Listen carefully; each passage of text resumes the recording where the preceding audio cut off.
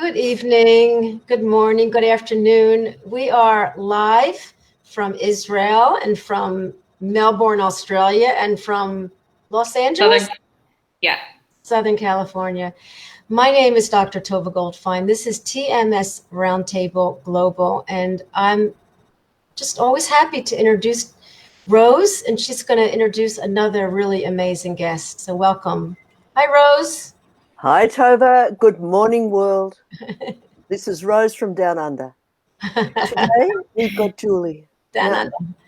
Julie's story is beautiful. She's had early childhood trauma. She's had many autoimmune problems that she's overcome. And she's also had TMS problems that she's overcome. She's a social worker, a clinical social worker, and she works in this area now.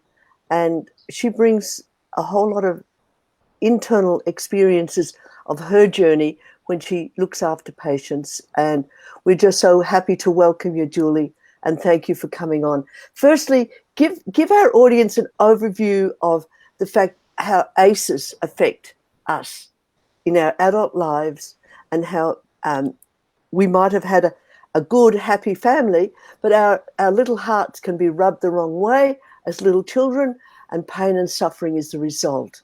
So if you could just bring that to the fore a little bit for our audience, because many times they're so acutely aware that their mum and dad did the best they could, which is true.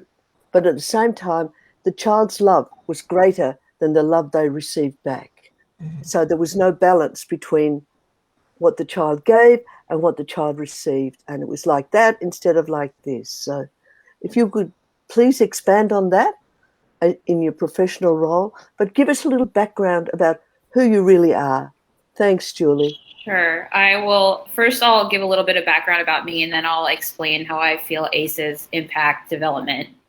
So a little background about me is that my life kind of started out from a place of TMS. I had 2 childhood autoimmune diseases. The first one was idiopathic, or it's ITP. I forget exactly what it stands for. Idiopathic something thrombosis, which is a blood disorder where the platelets don't clot. So I almost bled out when I was 18 months old, and I spent a decent amount of time in the hospital and did make a recovery. And then I developed a blistering skin disease that was also autoimmune when I was 3. And then I developed fibromyalgia when I was around 10, and also anorexia. And then I kind of had back pain for most of my adult life. And then in my mid-20s developed really debilitating pelvic pain, which is kind of what led me to the TMS work, Dr. Sorrow's work, and subsequent healing that I've gone through. I have an MBA from Columbia Business School. I have a social work degree from New York University, and now I'm working in private practice, and I specifically work with TMS stuff, chronic pain, chronic illness, and dissociative disorders. And in answer to the second question about how I think ACEs affect development, our first relationship is with our primary caregivers. And in that relationship, we learn who we are, how to see the world, our nervous systems develop, and our caregivers are there to help us regulate ourselves. And so if our caregivers aren't well regulated, if they've had previous trauma, if they don't understand how to process their feelings, then they mirror back emotional dysregulation to their children. And so yes, our parents are doing their best, but if they're not aware that they don't know how to process their feelings, then they don't teach their children how to process their feelings. And so there's a lack of attunement. So a baby might look at their mother and be sad, and the mother might be frightened by sadness. And so that child internalizes feeling that feeling as a rejection. And so then they learn to keep those feelings inside. And feelings become really dangerous and threatening. So instead of manifesting, they manifest as physical symptoms, such as, an autoimmune disease or, tummy aches or, lots of other things. So that's kind of my thought about it. Does that make sense? Mm-hmm. It's perfect. Yeah. Thanks. Yes. Because in a way, as we internalize this stuff, the body, as Bessel van der Kolk says, the body keeps the score. The body tells us that something's wrong and that we're not interacting with our exterior world. How would I put it? In the way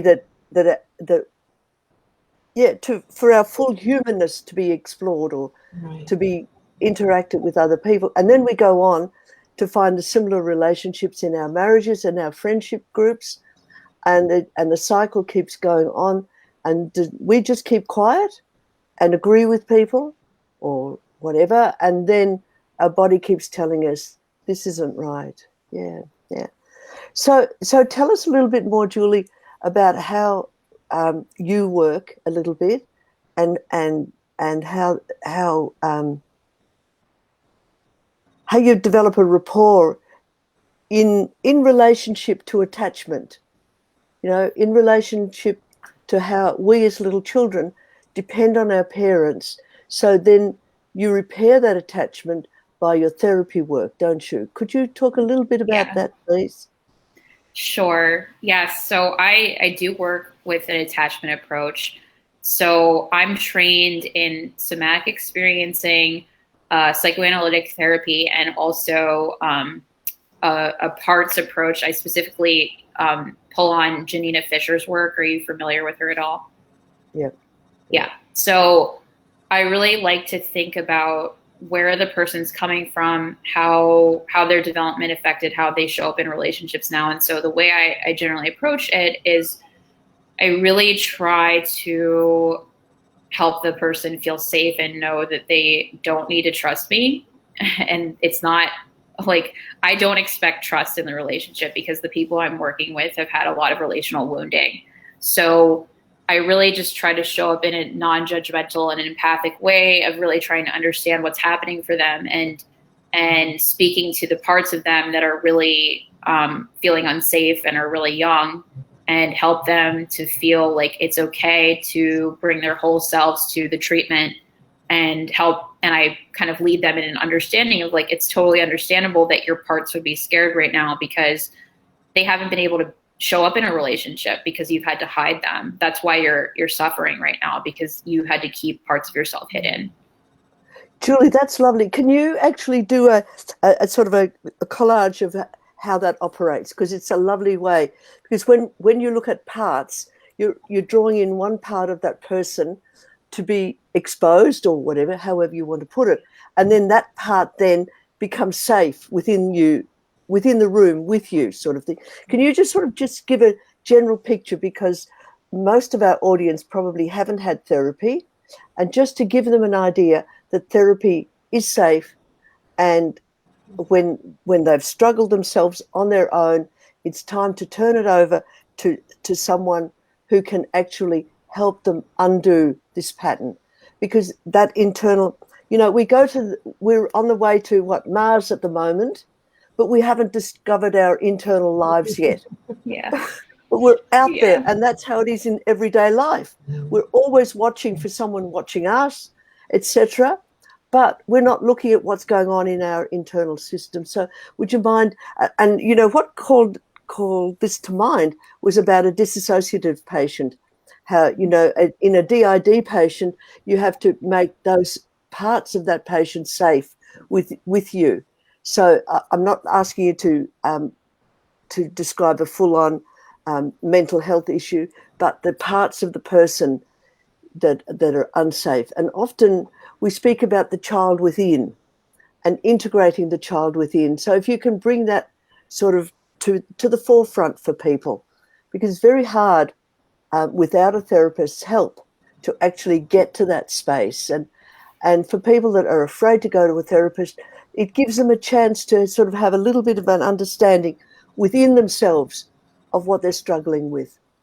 Thanks, Julie. So you're asking how I help a person feel safe with their parts? Yeah, just the scenario about parts, because it's quite fascinating. And in my training, we have video tapes of patients in that situation, and we can see the progress over 1.5 years or 2 years of how those parts are integrated. And it's a beautiful experience. So if you could just share verbally a little bit about that concept so that our audience will get an idea of the types of work you do as well. Yeah, sure. Yeah. So when I think about the parts work, a lot of times when people come to treatment with me, they don't know that they're in parts. So they think they kind of over-identify with a specific part of themselves. Like, oh, I'm this way. Like, I'm, really aggressive and I, tell it like it is. Well, that's not actually how you totally are. That's a part of you.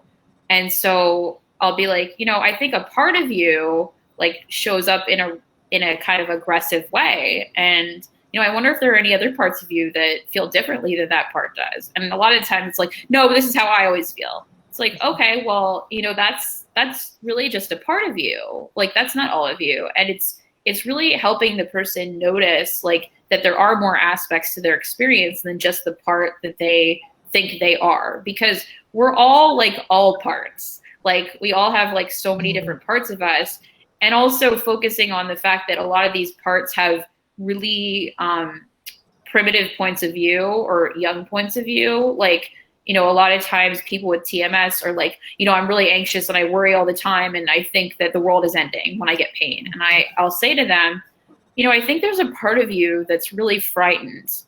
And a lot of times they'll be like, yeah, there is. I'm like, that's not all of you. Like, let's help you get a more adult part of you online, because this is a lot of the work is building that more mature sense of self that can take care of the younger parts. So that's the more integrated piece that Rose is talking about. Like, having an adult that can say to a child part, like that specifically say like the TMS part, that's always like, if I get pain, then my life is over.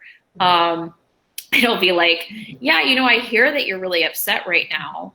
And that sounds really scary. I understand that when we were young, that no one took care of you. Right. And it builds this really lovely internal relationship, because that's really where the healing takes place. It's when inside we can have these connections to all parts of ourselves and have them collaborating instead of all over the place. Because the reason why I think we run into problems is that we have parts of us that are doing all different things. Specifically, when I think it comes to TMS, a lot of us with TMS have a really helpless part. And that helpless part is always running the show. It's looking for someone to rescue us.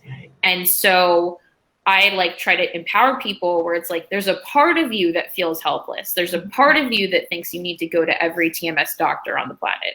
But, that's not all of you. Is there a part of you that feels like a different way? And really trying to build that curiosity of experience. Yeah. It's good. I'm going to chime in here. It's good to, I've never saw it in that frame, but I guess what's good thinking about the parts, most of the people that have TMS, and that's most of the human population, I mean, they're really good at something. They've accomplished something.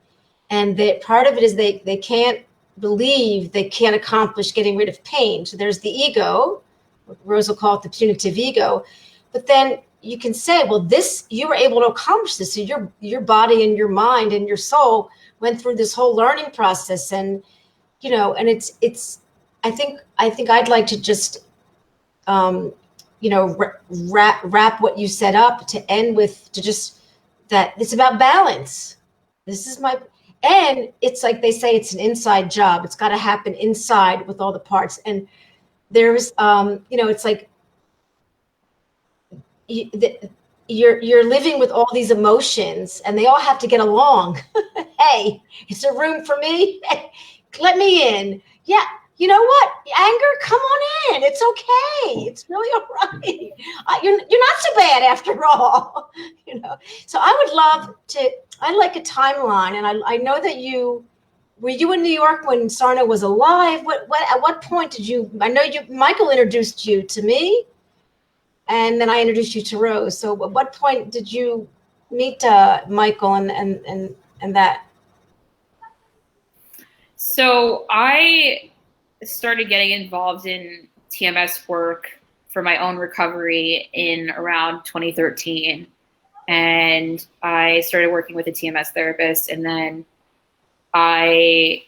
during the time when I was recovering from TMS, I decided to go back to school to become a therapist. And then I started working as a TMS therapist as soon as I was in social work school. I was like, I want to do this. I want to give this to people. And I ended up getting acquainted with Michael in 2019 after I had gone into private practice in New York. I had seen the movie and had followed all the rage on Facebook. And so I asked Michael if he would post something for me. And then we started talking. And the movie really resonated with me. I actually never went to see Dr. Sarno, but I did see Dr. Rashbaum when I was struggling with pelvic pain. Right. Okay. Wonderful. Wonderful. Yeah.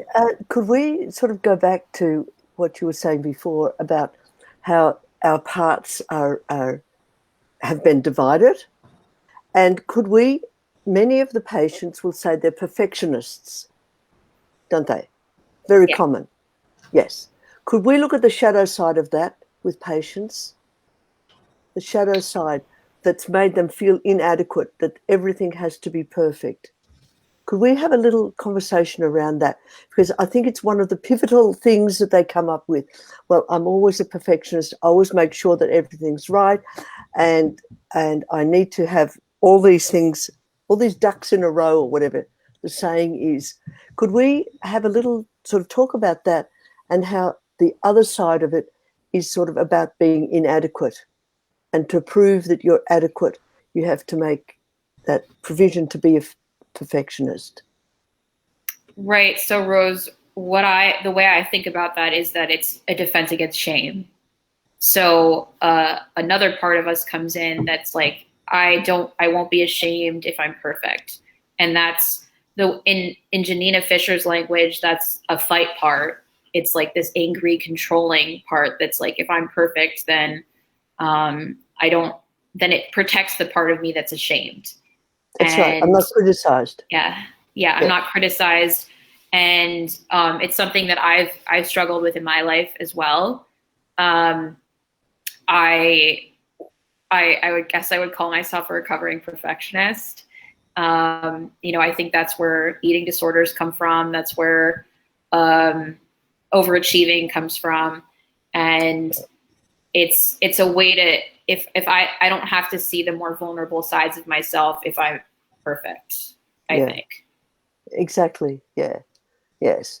And you get the accolades. I was reading an article just recently about in a parenting article, and it says about the parent, the child bringing home a painting, for example, and the child gives the painting to the mother or the caregiver. The caregiver puts it down and says, "Welcome home, my sweetheart.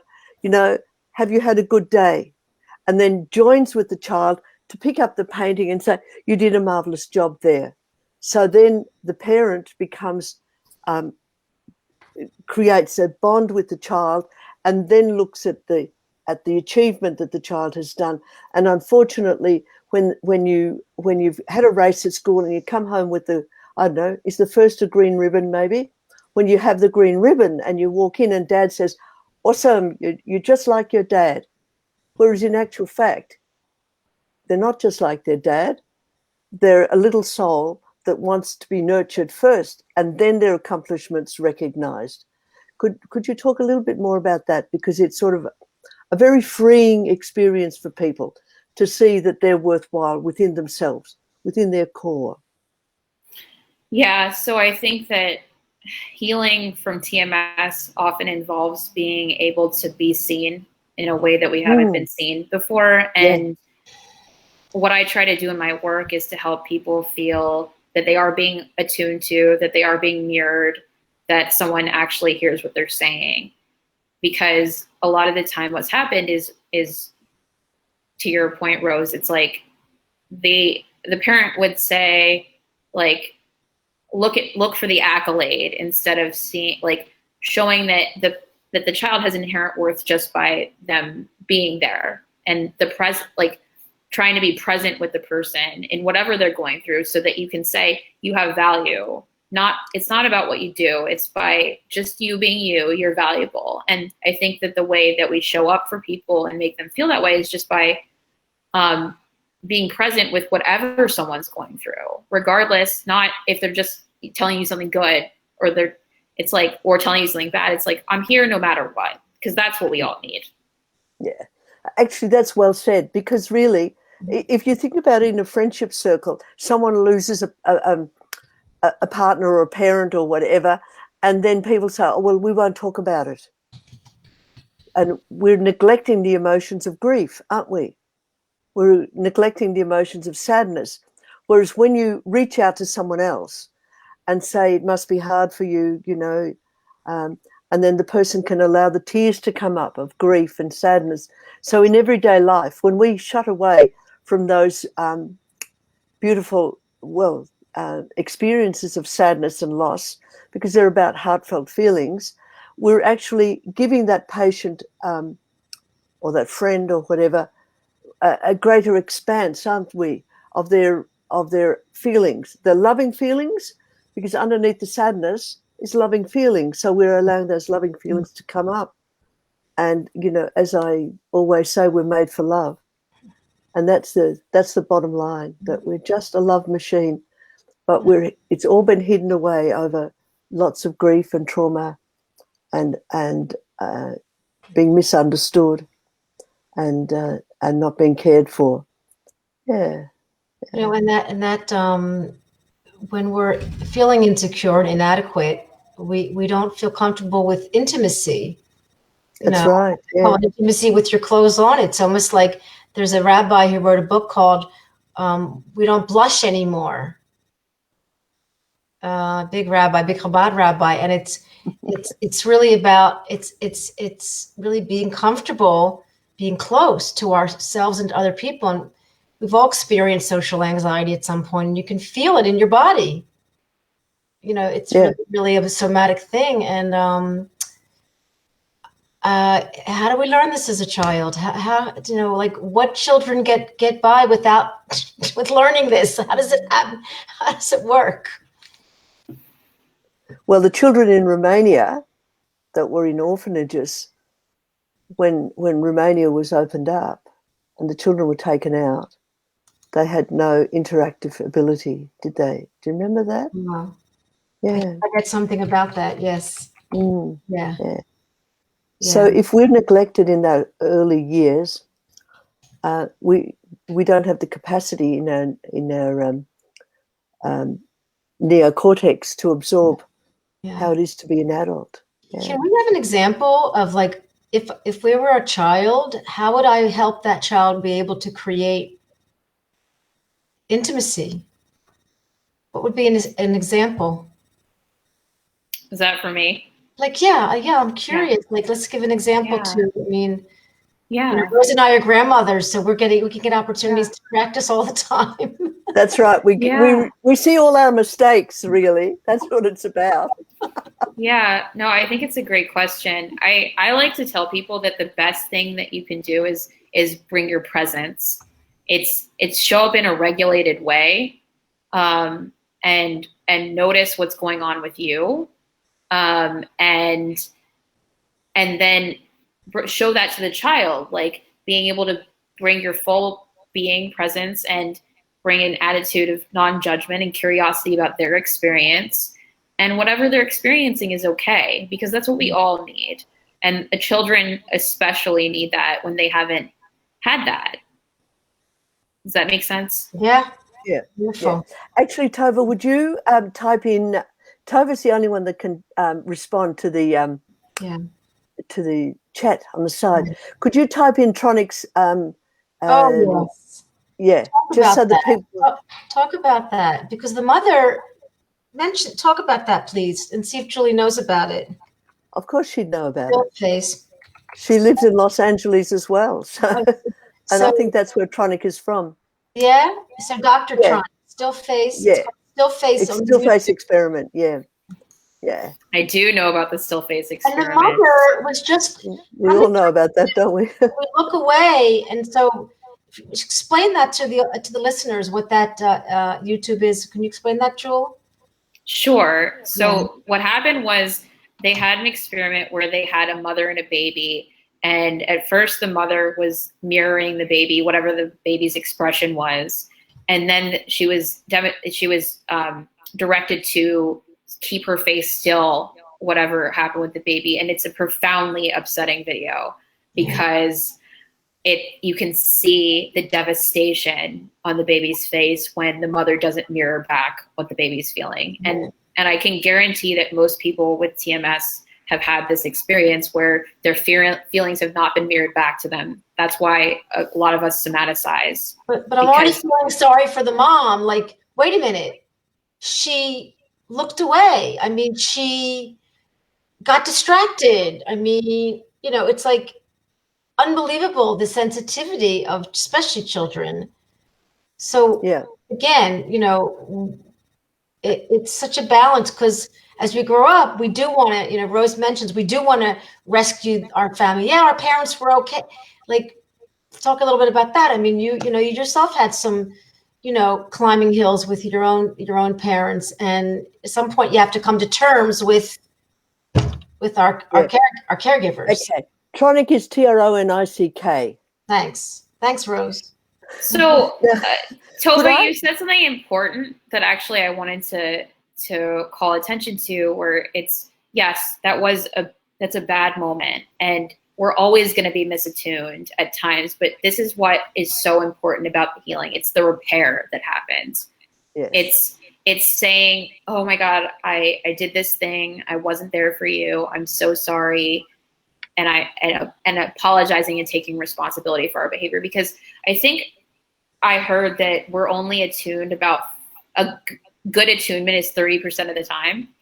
So the 70% is in the repair of actually showing that, oh, I noticed that I did this thing. Let's talk about it, and modeling apologizing and taking personal responsibility. Yeah. Excellent. Could I just add to that as a midwife? Excellent. That what we do is we're always distracted. We're always doing other things. We've got a young child with us, and the young child gets upset, but we, as we said, it's about that repair, that bringing together, that I've lost my train of thought. How we actually repair that, and like that 70% of the time is the most important, because we're going to break. That's what I wanted to say. We learn resilience through reattachment. Mm-hmm. Yeah. So it's okay to neglect a child, so to speak, but the repair, the reattachment strengthens the muscles. And actually, in one lecture, the pediatrician or whoever was speaking was saying how muscles, when they're activated, they tear, and then they reconnect. And that's what we do with our emotions. Yeah. We see what it's like to have like stress on the muscle. Stress on the muscle breaks up some of the fibers, and then the fibers heal. Yes, and that's what we do emotionally when we reattach with the child. Yeah. And the other point, when anyone watches that Tronic still face experiment, see that that's a secure attachment that they're looking at that's been broken. So that mother and child, when you see them at first, you know that the child is very secure. So when you're looking at children who have been neglected, they're not even going to be facing the parent in the first instance, because the parent is unregulated. So that's one of the things that Julie was saying, this dysregulation of the parent is mirrored on the child. And in pediatrics and obstetrics, you see it all the time. Mm-hmm. Yeah. What do you think, Julie? I'm going to just ask Julie an example. What do you think, if you were to leave, our viewers with something from your experience as, a child who had autoimmune disease, which means your body attacked itself at a very young age, and then your body had to heal it, and then this happened and this happened. I mean, talk about resilience. I mean, your little girl's just, obviously was exhausted, but as she got reattached, she just had enormous amount of, energy. So, and that's your situation, and Rose has her situation, and I have my situation. But what would you think in general would be an insight or what I call like a take-home insight to people in general, of what they can do today, this moment, to help them on their healing journey? That's a good question, Rose, or Tova. I'm sorry, Tova. So I'm a huge advocate of psychotherapy. That's how I've done my healing, and I think that it can be really daunting for people, but it's really about cultivating safe relationships. And I think that therapy can be a really good place to start doing that work. Finding people that we can feel okay being ourselves with is the biggest takeaway I would have. Yeah. And you said in the beginning, you said, they don't have to trust you, but they develop a trust. They develop and it's our job as therapists to make sure that there's interdependence and not dependence. And, Rose and I have found that they develop this attachment to their therapist because they're creating a healthy relationship, just like you said. Yeah, well, in a way, I think what Julie's saying, and expand on it if you can, when the patient comes to us, we know that they're not secure about us. So inch by inch, tiny bit by tiny bit, we allow them to see that their thoughts are not who they really are. That insecurity is not who they really are. And that's why your parts explanation fits in so well with that. It's the insecure part of the patient that comes into the room to us or on Zoom or whatever. So we address that insecure part and allow it to see that it gradually can become safe. And then the other part comes in, that secure part, that part that's made for love comes in, and we can actually calm the insecure part. Can you sort of draw on that a little bit more, Julie? You're younger and more articulate than we old ladies. So you're asking how to help build safety in those parts coming into the room? Yeah, like you said that you were aware that people aren't secure going to a therapist, and Tova said then how it's difficult if the patient's insecure about you. How do you create trust and interdependence rather than dependence? Right. That's the basic question that we're looking at in this. That that part of you that fronts up, like part of you wants to get better, but not yet. Yeah. I think it's really just about honoring where people are at and not trying to force anything. And especially when I'm dealing with someone with TMS, I often say, it's totally okay that a part of you feels really skeptical, and a part of you, I don't tell people they need to believe 100% that they have TMS. I say, you know what, I want to honor that part of you that doesn't trust that and doesn't trust me, and that's okay, and we can work with that, and that part needs to be heard as much as the part of you needs to be heard that does believe that you have TMS and wants to trust me. Because part of the trust building process is not discounting any of the part's beliefs, but really honoring them and being okay that they exist. Because a lot of the time what happens is people feel they need to alienate themselves to be in a secure relationship with another person. Oh, Julie, look at the last question. Look at the last question. Oh, Zohar is from Israel. I've met her on the Israel show. Hi, Zohar. Here's your question. How do you get back to school, in your case, psychologist, without falling to the perfectionist character that caused the TMS from the first place? Go ahead, Jewel.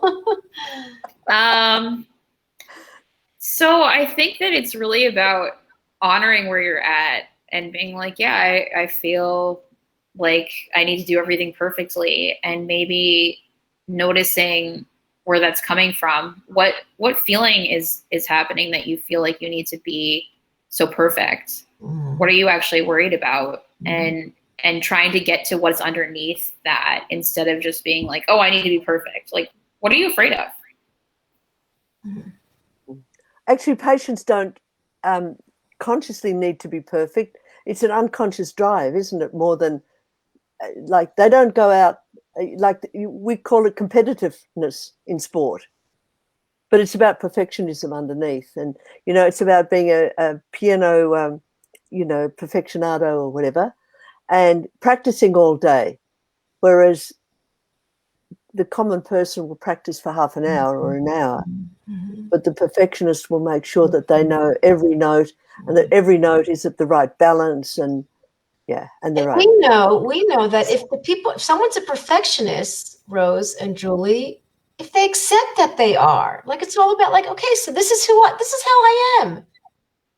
This is how I am. Well, that's true, Tova. But then at the same time, you need to also put it aside if you're in a relationship, for example, and you're always going out there to look after other people, to make sure that everyone else is happy, because then there's turmoil within because your own needs haven't been met. Right. Well, that's back to the balance. Back to the balance. And it is so when it comes to the competition that you mentioned, which comes from our insecurity, and it's lost my train of thought, but I wanted to say is that when you know yourself, TMS is a lesson in chronic pain, autoimmune disease. TMS is let me just answer. I'll get back to Zohar. TMS is really, it's a disease, and I believe cancer. It's a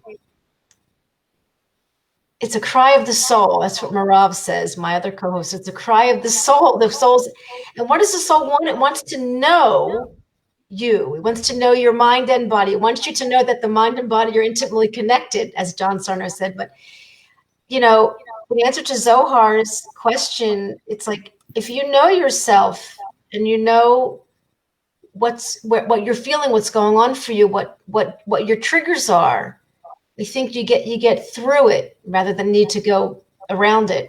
So Zohar wanted to follow up, in my case, wanting to help people so badly because I know how much they can suffer from TMS. And then you suffer yourself then. Yeah. But it's coming from a really beautiful place inside you, Zohar, of wanting to help. Yeah. Yeah. As long as we look, I love that airline thing of put the mask on yourself first before you help anyone else. Yeah. Yeah. And so how that's the important thing. Yeah. That lack of, when we talk about self-care, we're actually not really talking about having a massage. We're talking about dropping the self-criticism. Yeah. Stopping watching when we actually want to prove something to someone else, as if we've got value only from what we do, not from who we are and our beingness. So true, Rose. Yes. Yeah. I don't know how to answer this one. I'll give that to you, Julie. So it's a good question, Jill. Jill, it is a good question. I don't think you have to know. I think it's really just noticing that it's there, and as Tova beautifully said, it's accepting that it's there. Right? Like it's just, oh, this is something about me. I don't think you have to know. Could I add a little bit to that? Yeah. In therapy, what happens is those past experiences come back in to the thought in the present moment with the therapist, and then they become integrated. So whatever went wrong earlier on, the memory comes back, becomes integrated. And if you use that child analogy of the child within, that child within becomes integrated, and you no longer have a child within. You have a full human being and no longer a child within that's suffering. Or the child and the adult, they accept, like, let's go on that for a minute, because it could be a little bit like, well, so then what do I do? How do I implement it? So you integrate it. Integrate it, but how? By acknowledging it. That's it. Beautiful. Beautiful. Karen can't see the questions. Oh, she can't?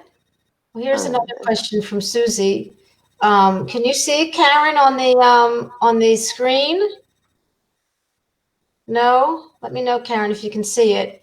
Susie's asking, I was listening to two psychologists, she's adding, I was listening to two psychologists recently, and both believed that it was important for them to show their own vulnerability, which standard practice disagrees with. I agree with you, Susie. What do you think? I disagree with you, Susie.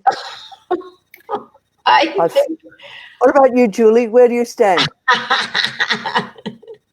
So when we're saying showing their own vulnerability, what does that mean? Because are we talking about like disclosing, like are we talking about personal disclosure? Are we talking about feelings? Are we talking about letting them see our imperfections? Like what are we talking about specifically? Because I have different views on all of them. Good. Well, give us your views. Okay. Well, that's the whole idea of all this, isn't it? We've got this amazing question, so let's examine it. It's just a really excellent question. From my perspective, it's about being there as a secure attachment, and the secure attachment remains focused on the patient and not bringing your own experience per se into the therapy room. So that's where I come from. So sorry, Julie, I jumped in ahead of you. Susie thought Rose would disagree and Tomo would agree. You know what? Yeah, absolutely.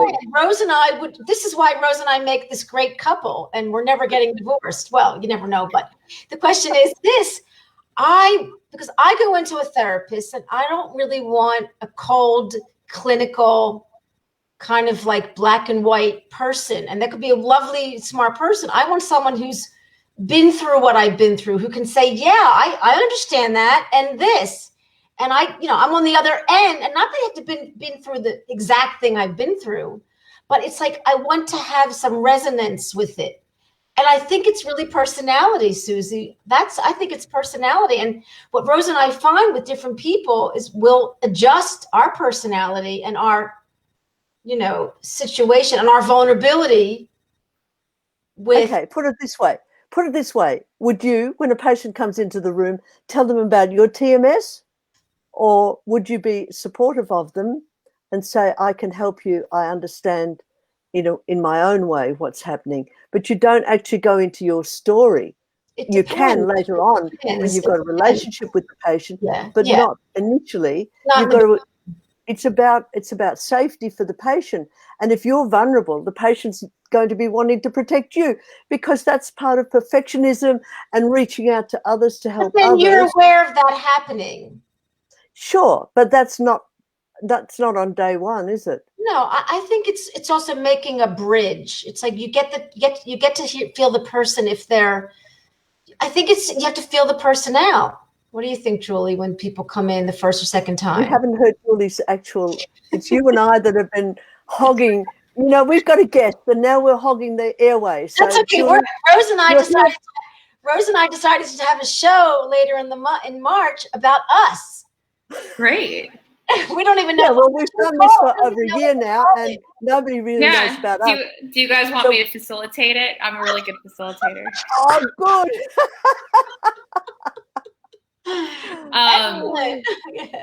So I would love to do that if you guys want. So I have mixed feelings about it, because I think it is patient dependent. I think that a lot of people come to me because they actually have heard my TMS recovery story. So they already know a lot about me. But I don't spend my first sessions being like, let me tell you all about my story. But I think it's really about creating a consensual environment. Like, I ask people often before I say something about myself, like, would you want to know about me? How would that feel to you? What would it mean to you to know that about me? And exploring it, because I don't know how that's going to land with them. I think that there are some relationships I have with patients that sometimes they do know more about me than other patients, but it's dependent on what their needs are, what's important to them. Mm-hmm. Some people really don't want to know about their therapist, and that's fine. I really think it's about figuring out in the relationship what's important. Yeah. Excellent. Can we look at Estella's question? Yeah. That is just so lovely. like as Rose says, there's many ways to skin a cat. There's healing is such a personal thing. And I think a good therapist is one that can really, like just really feel the patient and see what that patient needs. It's called attunement. Yes, I like that word. It's a new word for us, attunement. Hi, Estella. We've never met Estella. Beautiful name. What is your take on visualizing and feeling yourself as being already cured with positive emotions to bring it about? Jewel? I think it's about finding what strategy works best for you. That's not a strategy I would recommend, because I think that it kind of devalues what your current experience is. And I'm all about honoring what you're going through. So what I wouldn't say to do that, but if that works for you, that's great. Well said. Well, can I just add to that there's no such thing as a positive or a negative emotion that I know of. They're all just emotions. Yeah. That's all they are, is emotions. I just learned that. 35 years in practice, and I just really learned that from Rose. I thought there's like the anger and rage are negative, and grief, was like in the middle. And I just never understood that. So this is a learning process, Estelle. I wonder what you think about that. It's very interesting that anger is a very healthy way to express it. I have a different take, actually. Go ahead, let's hear it. Tell us. It's not about positive and negative. It's about what brings us closer together and what brings us further apart. Excellent. Oh, so perfect. Yeah. Could we also say to Estella that if she's working with a hypnotherapist, that would be probably the way to go. But privately, I wouldn't be visualizing myself out of TMS. I'd be visualizing what's going on for me in my inner life and how upset I am or disappointed I am and how disappointed I am with myself, for example, not about having a positive or negative feeling about things. So, yeah.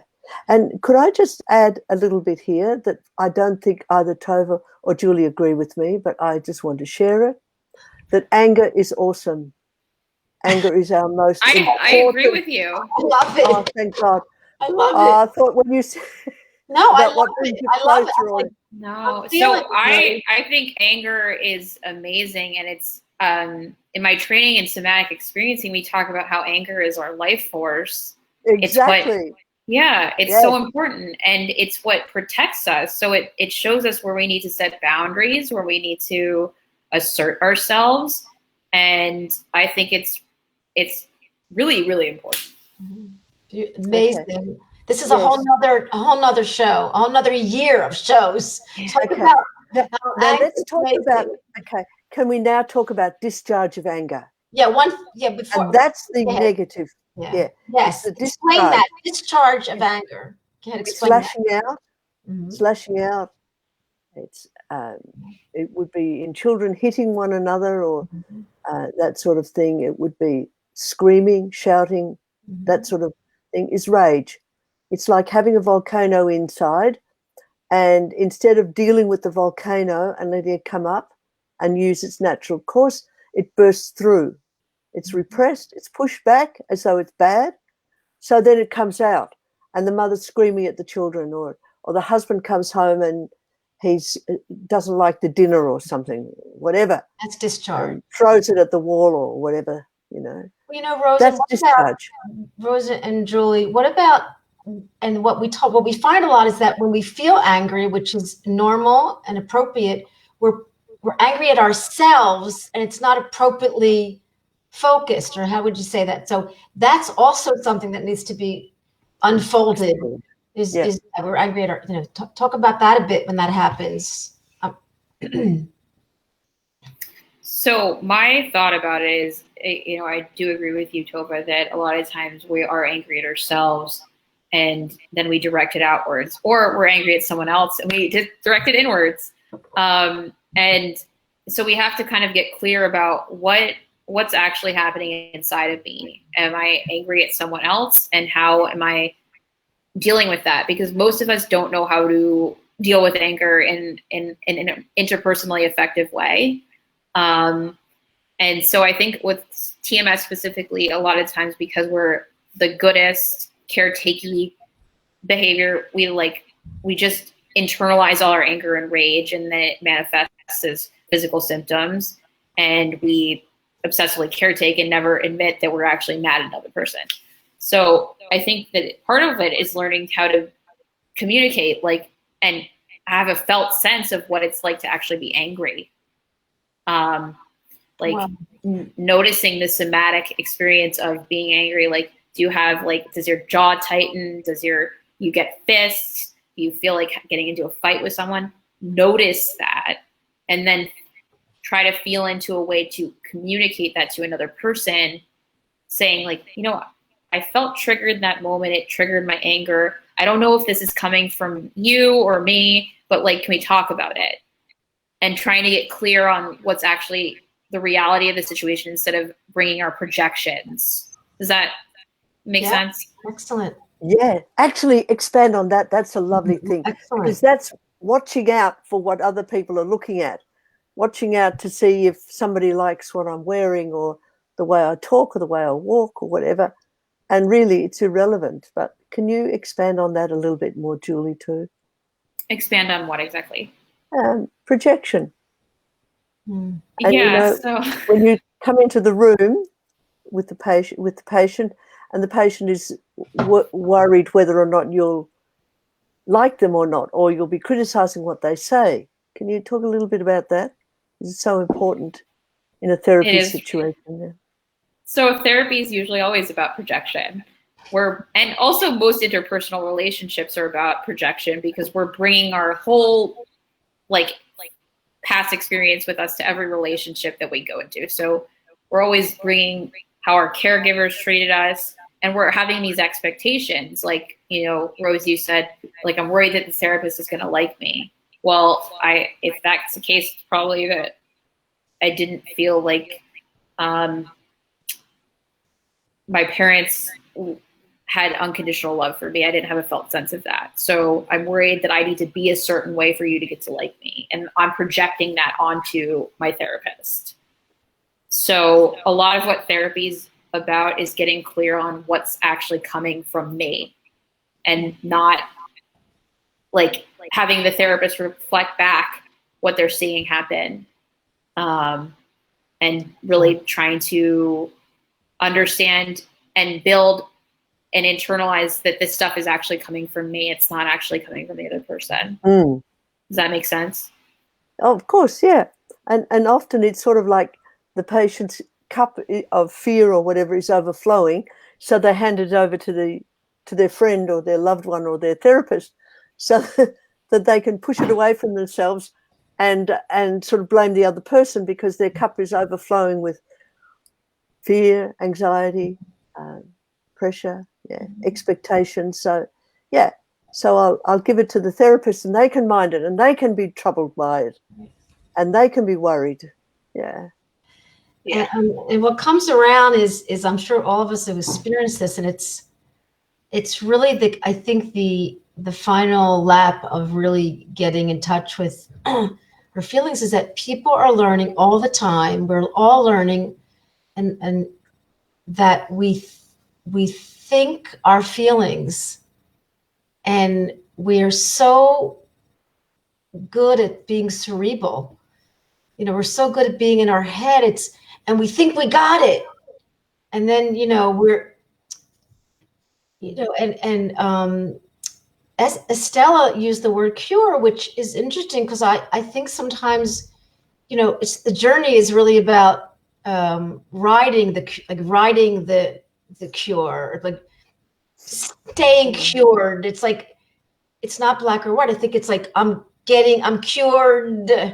And I think the way that we find that does that, what really to me is the last lap of life, which you stay, now you're in your life, and now you can go the rest of 60, 70 years feeling your feelings, because that's a practice. That's That's a lifetime. Like, and I always say to people, yes, I'm going to be explaining to you how we feel our feelings through the mind, but it's about being, which we're also good at doing. I'm an expert at doing, by the way. Oh, gosh. I'm really good at Congratulations. doing, and I'm learning for the next 60 years. I'm hanging around till 120. I'm reading all these books about, how age is a disease, and I'm just riding the wave to 120. And I'll spend 60 years feeling my feelings and not thinking my feelings. Now, I find that like a little bit of a, supercalifragilisticexpialidocious, but why is it so hard for us to feel and to be? That is an amazing question. I think that's like one of those rhetorical questions. Yeah. And it's like, why is it so hard for us to feel and to be? So I've been doing somatic experiencing like personally for 3 years, and I noticed that I have this way of being that I constantly go back into my head. Like the whole process of somatic experiencing is trying to be more regulated and in the body and like with the whole experience. And I notice when I'm in sessions that I'll start talking about something. I'll just be like, yeah, and then this happened, and then I'll start making meanings. And part of that's because of my training in psychoanalytic therapy. I'm always trying to make meanings out of things. But I notice like it's so hard for me to sit here right now and just like be with like all of this stuff that's happening inside of me. Like it's just so hard. And yeah. What? It's just so hard. And it's on a cliff face just now. And also hard, and again, it's a word. I mean, like in honor of Byron Katie, it is what it is. It's not hard. It's just, but it's a new habit. It's a new process that you're learning. And the more that you accept it, okay, I'm in this space and I'm feeling uncomfortable, and so we're back to when we talked about acceptance, even more than self-love, just self-acceptance. Let's chat about that for a minute and see if anyone has any questions about self-acceptance. Could we also deal with Estella's other comment as well? Yes. Yeah. Look, Estella, she says, I believe that vulnerability in a therapist can make you feel so at ease as a patient and make the bond stronger. But in actual fact, you're not actually looking at the underneath story of what's happening with the patient. You're getting a sense of avoidance of looking at your own inner life by looking at the therapist's life. And the same thing happens in the therapy room when a patient comes in and they say, I have a problem, X problem, and then they tell me about what their husband thinks about the problem. And I say, well, your husband isn't here. Let's look at how you deal with the problem. So the therapist can be oversensitive, and Julie just talked about that a moment ago, how if the therapist doesn't have room in their own lives and their own settled lives to actually take in what's happening with the patient and be fully there for the patient and not get distracted with their own lives, then the patient can look at their inner life and see how they relate to other people and not look at what the therapist's problems were. I don't think it's so black and white. I think sometimes it's really shades of gray, Rose, dear. Okay. Well, I've had 6 years training. I don't. So, yeah, I don't know. I think it depends. In that regard, a therapist and the patient is nothing better than the patient being really honest about something. Like it happened with me once, and in a group therapy, because I had the wrong phone number with one of the patients, and he didn't get to the therapist because I gave him the wrong time, and he told me like the following session that he was upset. Now I remember Rose and I being thrilled that he was so honest and saying, it upset me. Like I would want the patient to learn to say, that upset me that you said that. Like I'm feeling uncomfortable. Oh, that's perfect. Yeah. But not me telling the patient or you telling the patient about your TMS problems. That's all. I think it's great. I think it's talking about vulnerability, not talking about themselves. Vulnerability. Okay. Well, have a look at a mentalization book or something like that. Anyway. And then come back to me. That's that rose. I'm not going to mention that. I can't help it, guys. It's such an art. Healing is such an art. And, I mean, like in business, they say, well, if you have a few enemies, it means you're good in business. On therapy, you don't want enemies. But, people, it's a relationship. That's for sure. And I always think, if I can't help you, I'll find someone who can. And I'm not offended, because if you don't like my style, it's about my style. Yeah. One thing I wanted to say is just, I think that supervision is incredibly important. What's supervision? So supervision as a therapist is incredibly important, because then we can go and examine what we're doing in the room in a vulnerable way and see if what's happening for us. Our own issues. Yeah. So deal with our own issues in therapy and supervision. I as a clinician, that's one of the most important things I think I do, so I can show up in a fully present way for the person and not let my stuff get in the way of what's happening for the patient. Exactly. Yeah. And that's what I was trying to say, but you've said it a lot better, Julie. So thank you for that. Yes. Because we've got to be absolutely available to whoever is with us, and not be self-reflecting on our own issues, but reflecting on the patient's issues and bringing those together so that they can become integrated. Julie, it's been beautiful having you. Thank you for giving us your time. It's just been so lovely. There's no more questions. 1 second. Any more questions before we say good night and good morning and good afternoon? Any more questions out there? We've met some really nice people. Julie, you attracted some nice people to our show. So, Rose and I also wanted to mention we've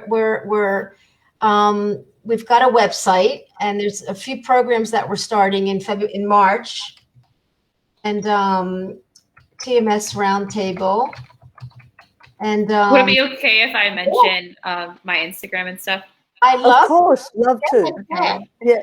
So my Instagram is Julie_Markowitz_therapy. Julie_MARKOWITZ. OWITZ. What else? _therapy. Oh, wow. _therapy. That's my Instagram. My website is juliemarkowitztherapy.com. Good. Julie. And one word? Yeah.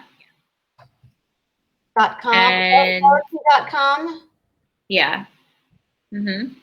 And Jill asked for my contact info. My cell phone number is 347. 347? 443. 443. 8695. 8695. Yeah. This is true. Yeah. And this is your WhatsApp number. And what's beautiful is I know that I want people to know out there that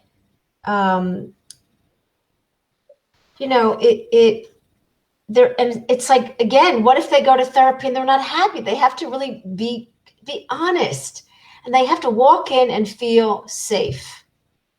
And this is our in a way. Yeah. I think in a way it's not so much feeling safe, because they're never feeling safe in a way. But what part of them, if we use Julie's parts theory, that the part of them that wants to have help and wants to recover, that part is fronting up to the therapist. Yeah. And the unsafe part then can be looked at. Yeah. With the therapist, because the unsafe part needs to be not spoken to. How did you put it, Julie? Needs to be recognized, needs to be acknowledged, recognized, and loved. Yeah.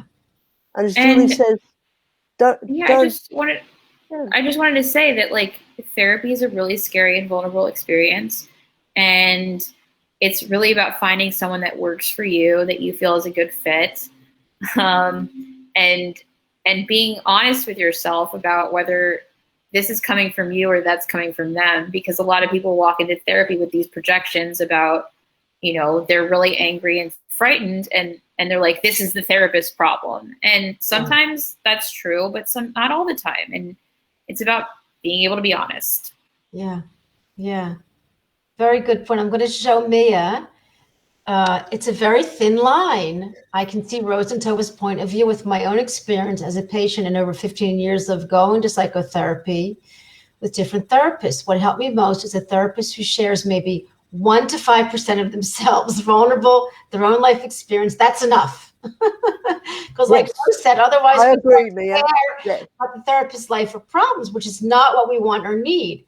It's about seeing the therapist as also a human being with feelings, and that also a therapist, not a perfect, because nobody is, but that's enough for me. Excellent, Mia. And Thanks, Mia. Rose always says, like, we're not the experts, but I like to say we're the messengers in a way, and we're the bridge. But I want to mention this, and we can chat about it in a minute. I mean, I could pull an all-nighter, but listen to this. Don't you think it's just human nature that I cannot be 100% objective. I'm not a rock. I'm not a pillar. We come to the world. We come to a conversation. I come to an experience with me, and I can push away anything. But how does that happen? How can I not bring Tova into an experience, an interaction? How do we? Of course you do. Yeah. Why wouldn't you? 1 second, guys. I just need to get my computer charger, if that's okay. Yeah, go ahead. Real quick. So go ahead, Rose, comment on that. Like, how do you see that? Like, because I might think about that, meeting. Okay. What you're saying is you bring your personality into the room with the person. Yes. Yeah, that's all. And that's beautiful. Yeah. But as I was trying to explain to Zohar, we've got to also make sure that there's a huge expanse for our patient, a huge area for them to explore. Yeah. And that's why I like those 2-hour sessions or even 3-hour sessions, because we can go over everything, all the little thoughts that they've held back or thought not important. It actually becomes something that we can look at gently. Yeah. And it's that gentleness or that wanting to know more about that person and their feelings and their disappointments and their joys and their sorrows, bringing all that into the room. But if we're anxious about our own performance, it's going to then sully the relationship. Put it that way. What do you think, Julie? In terms of, you can't be totally objective. No. Yeah. So the way I think about it is I bring myself into my clinical work, and myself is someone who's kind of like very caring, but also can be kind of sassy. And, I explain a lot of things. I tend to, but I think what's most important is that, I feel when I work, like, I don't need to hide parts of myself, but I'm not going to like bring forward like, my most vulnerable and wounded parts for, a patient to take care of. Like, that's for me to work on. Right. Yes. But, but it's okay that they know that those are there. It's not about hiding, but it's also about how we present things. Like, I've had therapists that have asked me to take care of them unconsciously. And,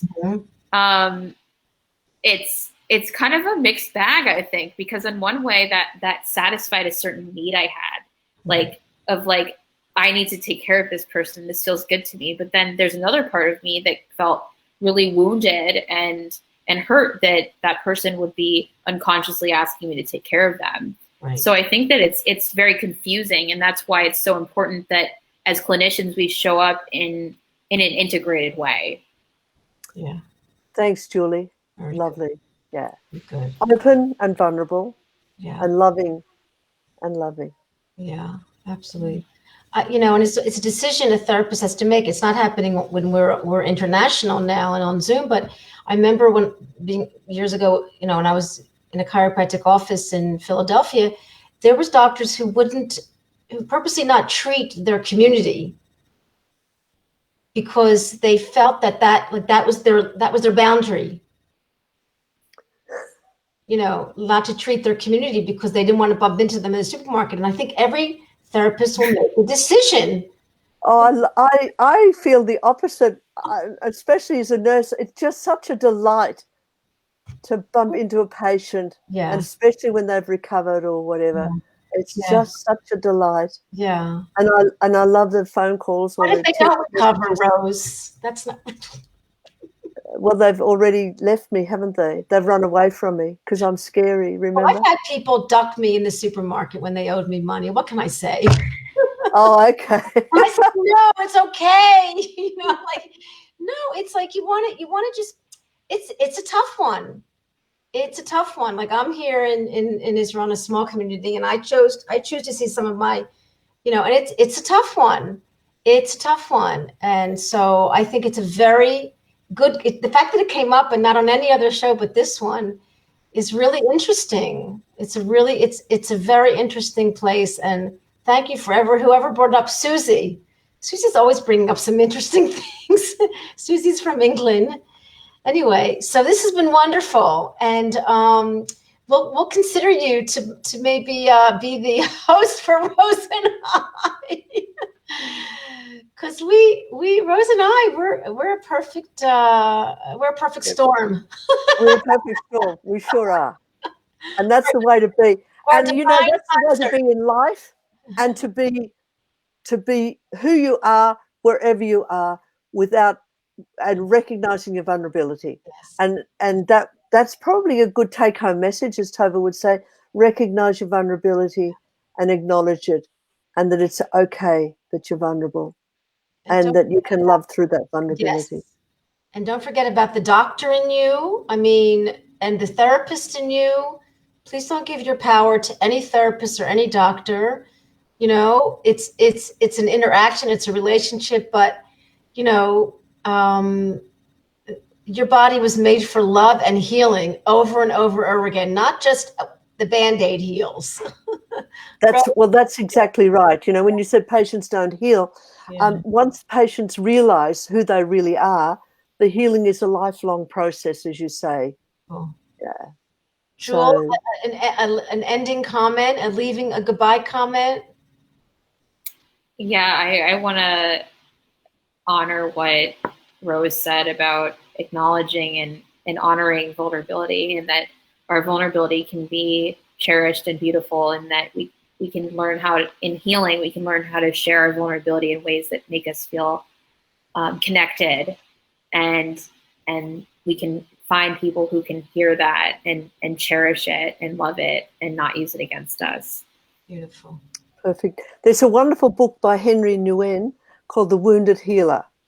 And I might have read it in my younger days as a nurse, but it's so beautiful. The scars in the heart create the space to be present to other people's woundedness and help them heal. So thank you all for a beautiful morning, evening, afternoon, night. And take care all. And please join us next week on your Monday or my Tuesday. And actually, can I just mention, have we got Dr. Lulu next? Yes. Yes. Dr. Lulu is a pediatrician. Yes. And she will actually have the same theme as Julie. Mm-hmm. And she actually has now got a practice, and she concentrates on children, vulnerable children. And it's come about, her understanding of this has come about because of child suicide. And she doesn't call it depression. What does she call it, Tova? I wrote it down. Yes. I forget the word, but she's from Nigeria, and she was in the army, an American army, and she's this like beautiful, like rock of a woman. And she's living in Texas now, and she's what she called it, and she has a TED Talk, which is on our I put it up, yeah. And she wants to help children with suicide. Suicidal ideation. Yeah. Yeah. Rose did a beautiful thing about connecting it with you, Jewel, which was wonderful because it was really wonderful. So maybe you'll come and be in our audience, and see you next week. So thanks, everybody. Thanks. Thank you guys so much. Bye, everyone. Bye. Bye.